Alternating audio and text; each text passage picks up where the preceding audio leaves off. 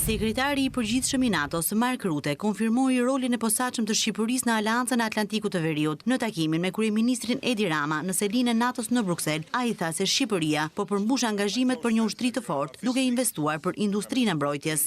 Albania is a staunch ally. Shqipëria do të përmbush kriterin e 2% të shpenzimeve për mbrojtjen këtë vit, që është një angazhim shumë i mirë. Vendi po zhvillon industrinë e vet ushtarake nëpërmjet sipërmarrjeve, gjë që është e rëndësishme, sepse ne na duhet që e gjithë NATO-ja të ketë një industri mbrojtjeje të fortë. Ju po jepni ndihmë të madhe me Ukrainën, për shembull përmes komandës tonë në Wiesbaden, ku kemi një delegacion shqiptar, por dhe me trajnime gjuhësore, me pilotët e avionëve luftarak, me teknikët. Pra po bëni shumë kur vjen puna te Ukraina. Jashtë Shqipërisë po merrni pjesë në forcat toksore të huaja, në Letoni, në Bullgari. Jeni aktiv në Kosovë me KFOR-in, pra po mbani një peshë më të madhe se çu takon.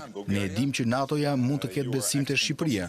Ju e dini që Shqipëria gjithmonë do ta ketë mbështetjen e NATO-s. We know that NATO can count on Albania. You know that Albania can always count on NATO. Kryeministri Edi Rama u angazhua në përmbushjen e çdo detyrimi ndaj aleancës, duke konfirmuar se do të nis puna për të vënë në dispozicion të NATO-s një pjesë të konsiderueshme në Porto Romano, duke ndërtuar një port të dedikuar ushtarak. We want to do more and we are now Duam të bëjmë më shumë. Tani kemi lançuar rilindjen e industrisë tonë ushtarake. Jemi shumë entuziast për të diskutuar me ju punën e mëtejshme që duhet të bëjmë për të ngritur portin zhvillimor ushtarak në Porto Romano. Jemi këtu për të folur bashkë edhe për mënyrën se si të aksesojmë programin SAFE të Bashkimit Evropian, që në terma sigurie shkon përtej perimetrit të vendeve të NATO-s dhe mund të jetë ndihmë edhe për vendet e Aleancës në Evropë.